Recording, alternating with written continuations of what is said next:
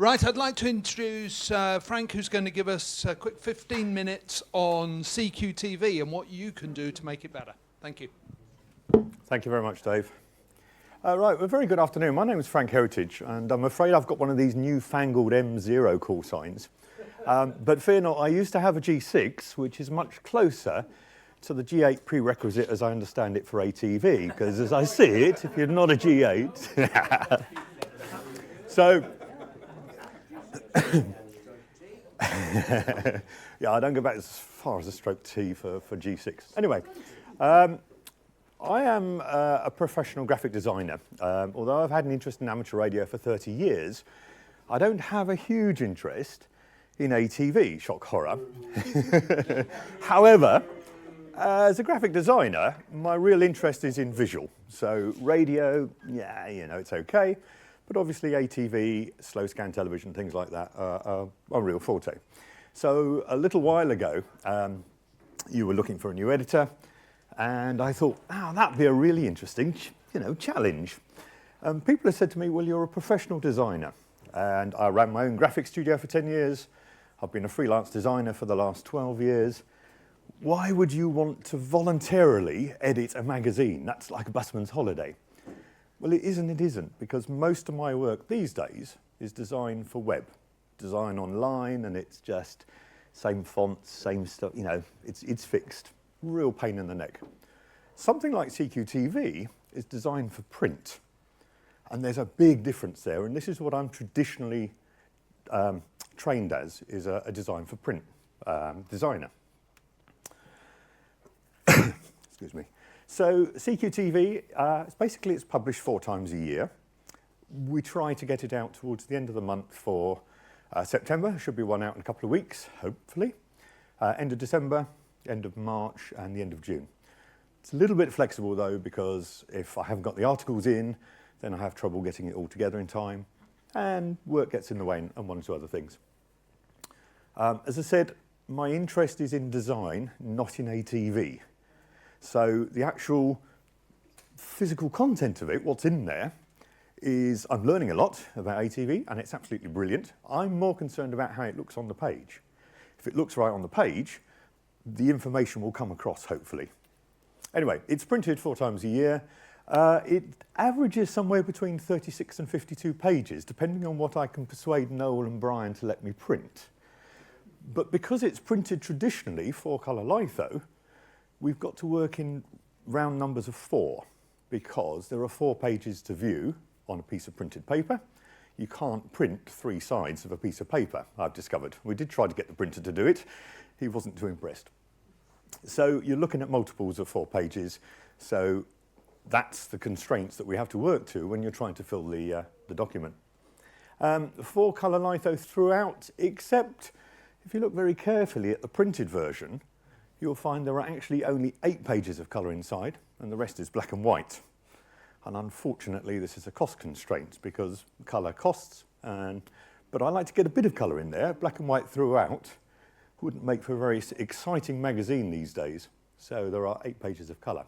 However, the cyber version, the PDF version, is full colour throughout, which means I start designing and I lay out the whole magazine in colour.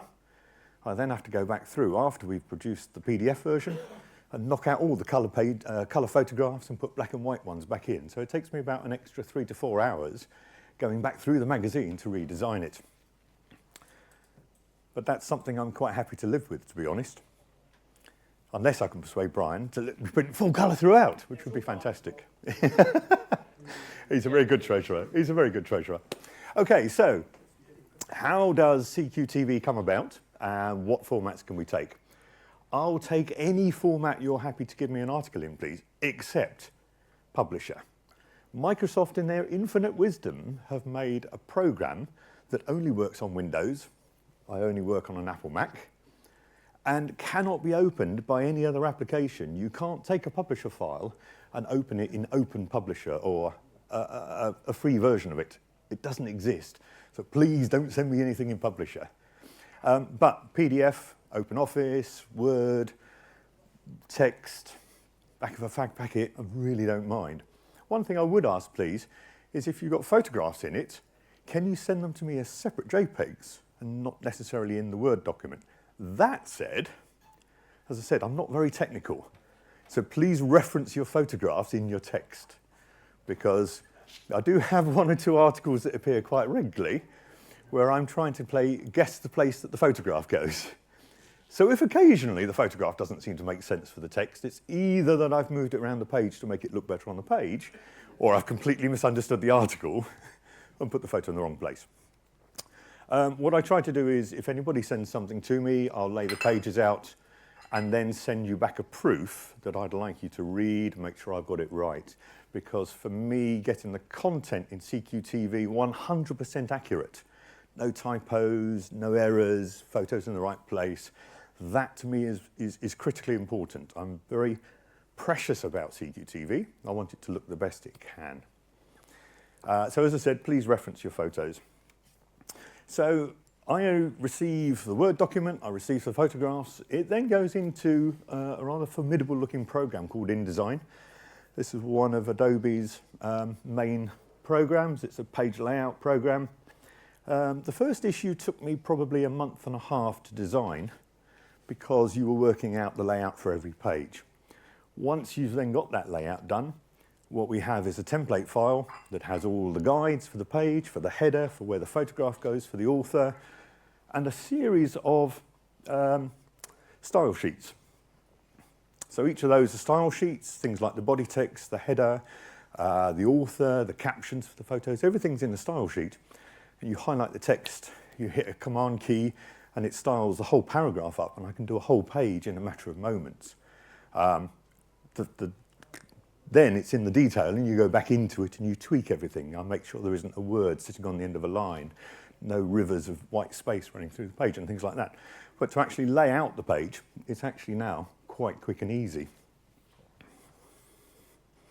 So once I've finished with the file, what happens to it then?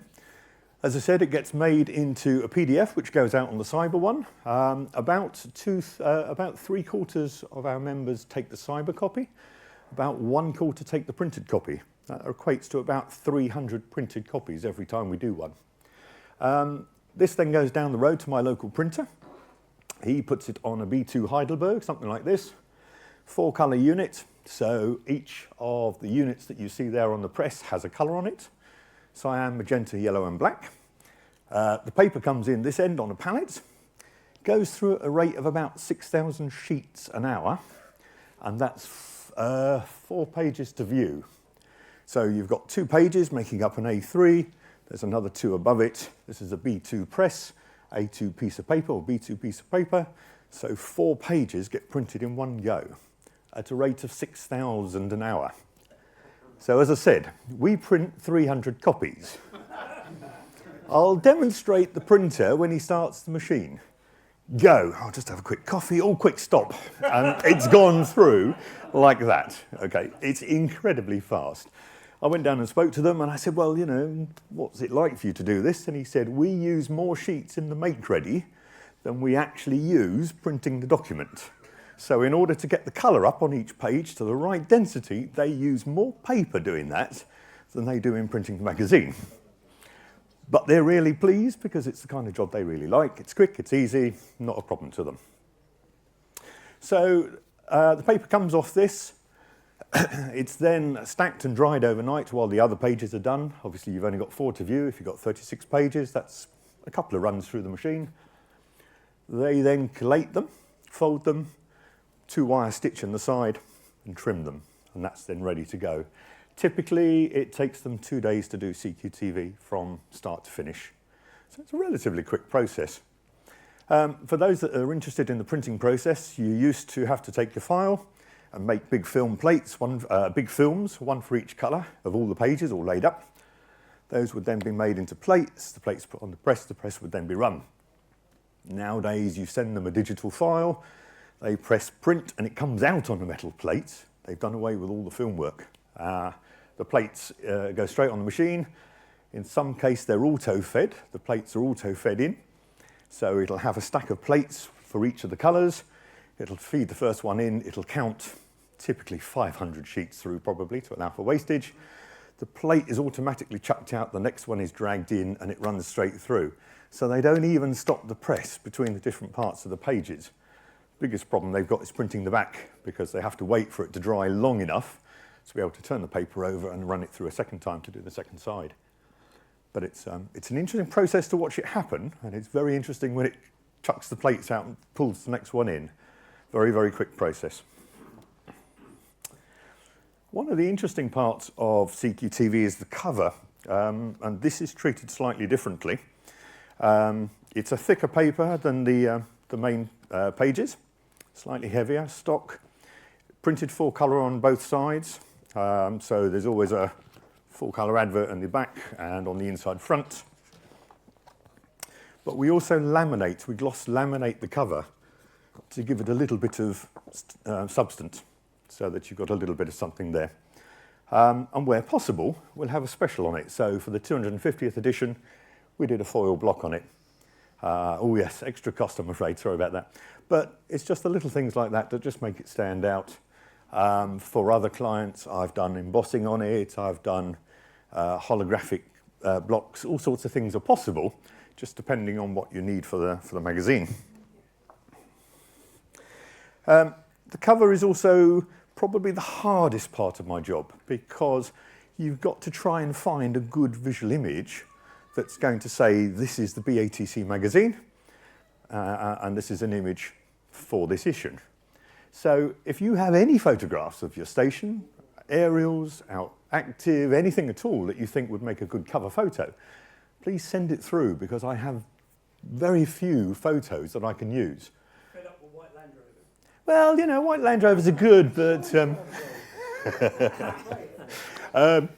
in some instances, you know, the photographs come to me as a landscape photograph. Obviously, it needs to be a portrait, taller than it is wide.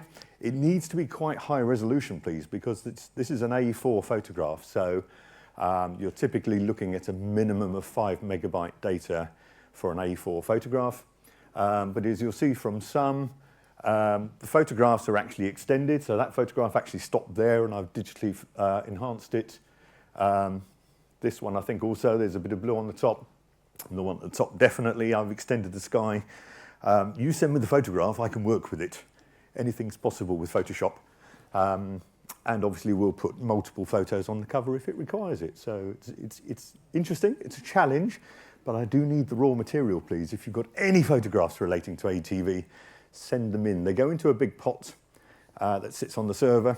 And as and when I've got a space to fill in there, if there's a quarter page that needs an image or something, then I use the photographs from that. But I'm always on the lookout for a decent cover photograph. So really, this is a plea to you. We need your input, please. I need the technical articles. I can't write them. My one agreement with Noel is that I'll do the layout, I'll do the design, or get it print ready, but I can't write the articles. So please do send me anything. Technical, production, whether it's a production value, mixing, graphics, anything like that at all. We're particularly looking for people that would like to have their station featured. You'll see in the last 2 editions, we've highlighted an individual station. Really nice series, and I would love to feature a lot more. Please do send me your short articles and photos of how you run it. Well, yes, I need one. I'm supposed to get the next edition out by next Friday. It could be pushing it a bit, but I do need an article this week, please. So if anybody would like their station featured, now's your chance, because I haven't got a very big pot of articles at the moment. Local activity and photos. Yes, I'd love to replace the white Land Rover with some other activities. Or, I have to say, in addition to the white Land Rover, the red van appears quite often as well. If anybody sees the red van, it does appear quite a lot. I'd love to put more articles in for other activity. And as I said, cover photographs. So 2 minutes over my 15 minutes allocated. Questions? Yes, sir. If you're wanting photographs, particularly for the cover, if you're wanting photographs, particularly for the cover, what sort of photographic standard would you like? Pixels per square inch or whatever it is? Right, so ideally they're 300 dots to the inch. Okay, which is a printing definition for a photograph. My camera doesn't have a setting like that. In terms of megapixels per camera, probably anything above a 5 megapixel camera would print. We can usually work with it. Just if you try and blow it up too large, it gets a bit soft, gets a bit blurry. But generally speaking, anything at all, you know, don't send me a GIF that's this big, please, and expect it to go up to A4. Do you want GIFs or is JPEG okay? JPEG's preferable. JPEG, PNG. PNG is better lossless-wise than a JPEG, but JPEGs, PNGs, Photoshop files, BMPs, if you're really pushed, will take almost anything. Good, thank you. Thank you. I would say don't be afraid to send in your photos. One of the cover photos, in fact, that cover photo, that's an iPhone 6. Yeah. Believe it or not. I didn't tell Frank beforehand. Sorry. I'm a little bit concerned. First thing, the presentation and the quality of the magazine now is certainly the best I've ever seen so far, and I've got them going right the way back to A4 papers. So congratulations on that, and thank you for taking on the job. Thank you. My concern is about the cost of printing. It's probably the most presentable magazine to do with radio, for a word, but specifically TV, that's published probably anywhere in the world. It's always been high quality, but of course the cost has always concerned me, and with cyber membership being as it is, those that want to take CQTV in this form, I think they should pay more money for it, because it's a fantastic thing. Practical Wireless, last time I bought one was, what, £3.50 or something like that. And I think it's something that should be considered. It's no use me viewing a practical article on CQTV where we're wiring a simple LED with a resistor, because by the time I've gone from my screen to my bench, I've forgotten what the resistor was. So, you know, I need to have the book in front of me then. Oh, yes, it's a 1K and it runs off 12 volts and the diode has to go this way around. It's great. But it is just a point, and I just don't feel that... the finance is quite right with respect to that. I'll probably be hated for saying this, but I think that's true. It is one of the biggest things that the committee are aware of is the cost, and there are two things to say for that.